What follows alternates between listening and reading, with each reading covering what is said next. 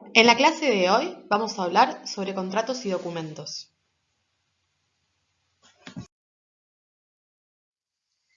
En las operaciones de comercio exterior, los documentos juegan un papel primordial, ya que a través de ellos se certifica la titularidad de la mercadería, el ingreso o egreso de divisas, la contratación de fletes y seguros, etc.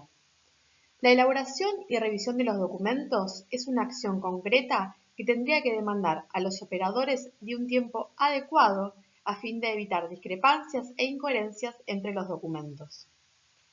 Los documentos correctamente elaborados aseguran al exportador una rápida gestión de cobros y para el importador el pago en forma ágil y efectiva, disminuyendo los tiempos para la nacionalización. Le proponemos entonces un completo análisis de los documentos comerciales, los relativos a la mercadería, al transporte y a los seguros, los documentos bancarios y los aduaneros, todos ellos necesarios para operar en una compra-venta internacional.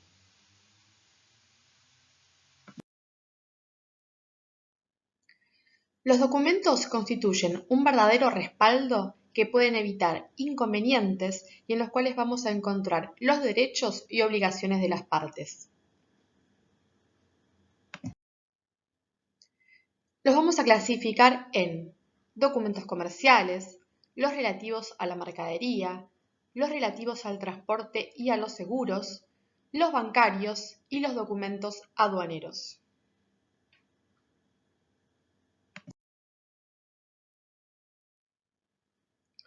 Vamos a comenzar en orden con los documentos comerciales. Entre ellos tenemos los contratos, la carta de presentación, la oferta en firme y la orden de compra, la proforma y la factura comercial y la factura consular.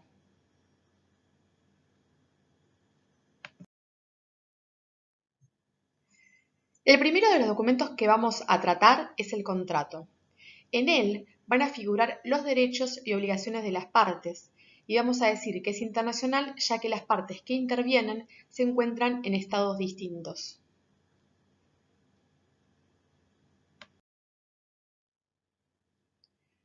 Un contrato es un acuerdo que se celebra entre dos o más países con el objetivo de llevar a cabo una negociación. Uno de los aspectos más importantes a tener en cuenta son las diferentes culturas. Es un punto que puede ocasionar el fracaso de cualquier operación.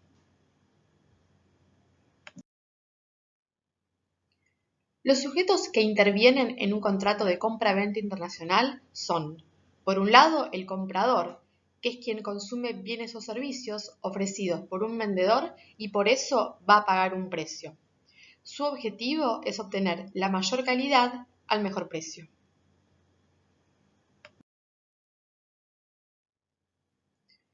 Por otro lado, tenemos al vendedor, que es quien coloca sus productos o servicios para la venta y por ello percibe un pago.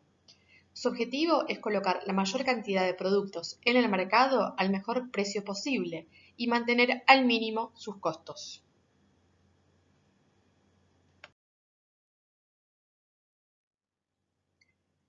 En el contrato se deben redactar varios aspectos. Vamos a verlos.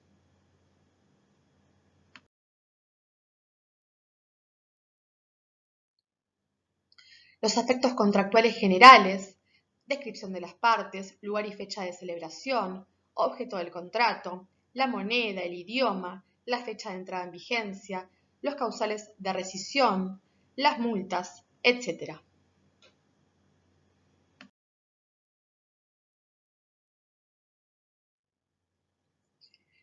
Los aspectos relacionados con la mercadería, descripción detallada, origen y procedencia, cantidades y tolerancias, información sobre el envase, el embalaje y las marcas, información en cuanto a certificados, garantías, etc.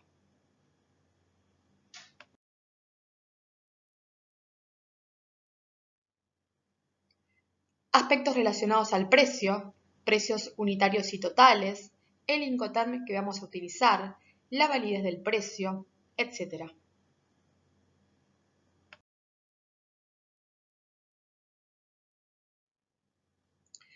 Aspectos relacionados con la forma de pago, Esto refiere al pago anticipado, a la vista o diferido.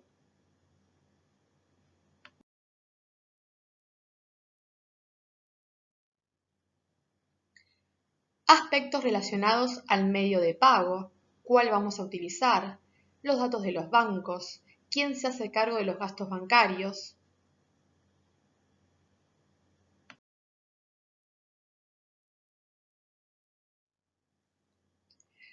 Aspectos relacionados al seguro, qué tipo de seguro utilizaremos, los alcances, etc.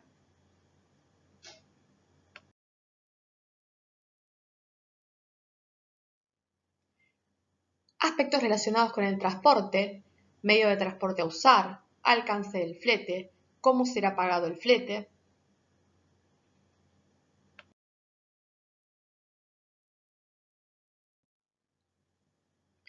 Aspectos relacionados con la entrega, entregas totales o parciales, las fechas de las entregas, las tolerancias y las multas.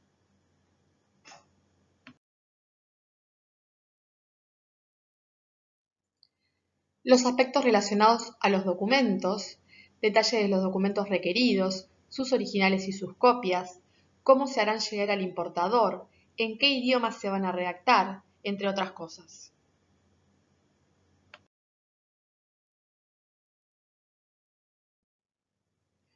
Por último, tenemos los aspectos varios, son aquellos puntos que no se han aclarado anteriormente.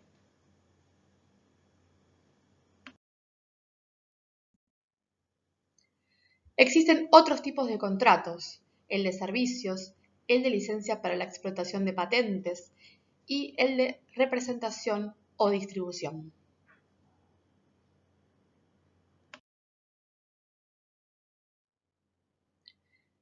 Siguiendo con los documentos comerciales, tenemos la carta de presentación. Es la carta que envía un vendedor para iniciar contactos con un potencial comprador. Actualmente se suelen hacer por correo electrónico. En ella vamos a incluir información tal como una breve reseña histórica, referencias comerciales, el enfoque del negocio y datos de una oferta tentativa.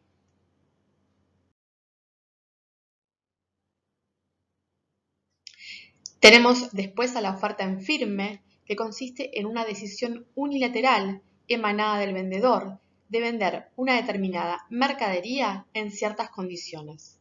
La información que debería contener la tenemos en pantalla.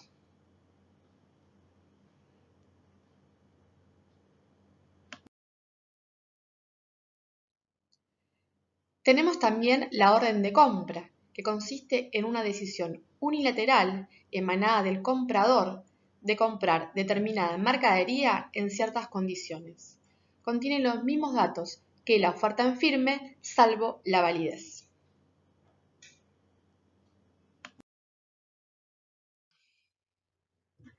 La proforma es una prefactura que entrega el vendedor al comprador para que tenga los datos del próximo envío a realizar.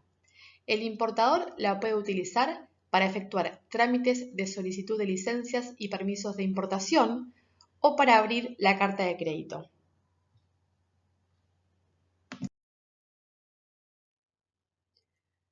La factura comercial es el documento en que se fija el monto a pagar o pagado y las condiciones de venta de la mercadería. Se emite en un original y varias copias y los datos que debe contener en este caso los tenemos en pantalla.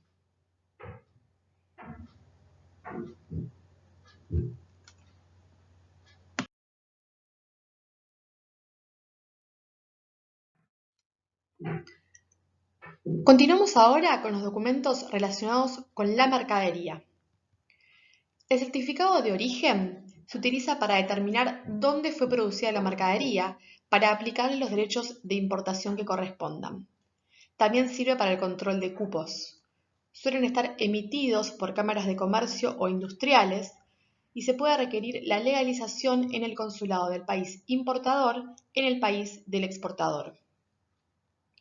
El certificado de calidad se emite con la finalidad de asegurar que el envío se ajuste a lo pactado. El certificado de análisis es otorgado por laboratorios y generalmente se usa cuando se trata de productos químicos o alimenticios. El certificado sanitario se utiliza para dejar constancia de que la mercadería está libre de enfermedades, gérmenes o virus. El certificado de peso es emitido por un organismo oficial, por el vendedor o un ente privado, en donde se hace constatar el peso de la mercadería, bruto y neto, bulto por bulto y los totales. Se utiliza más que nada para envíos a granel. Y por último, la lista de empaque. Indica el bulto, su marcación, su peso bruto y neto. Si además indica el contenido de cada bulto, se denomina nota de romaneo.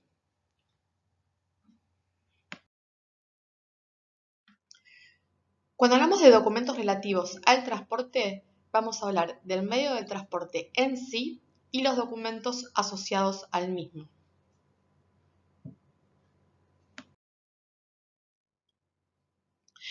En los documentos relativos al seguro, colocaremos el tipo de seguro a utilizar, ya sea de transporte de caución o de seguro de crédito a la exportación.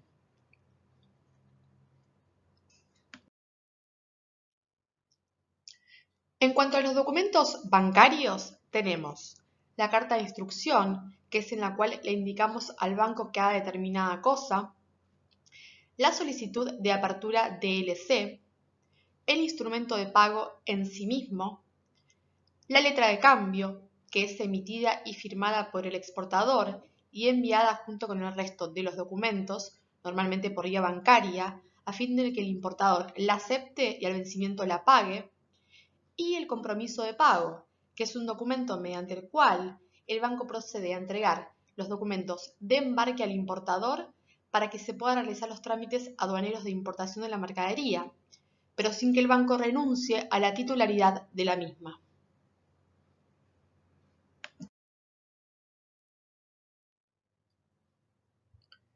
Por último, tenemos los documentos aduaneros.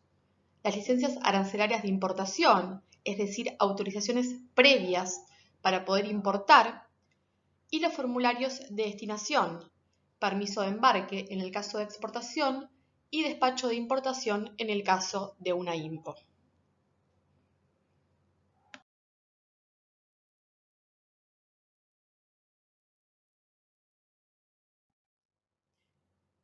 Muchas gracias.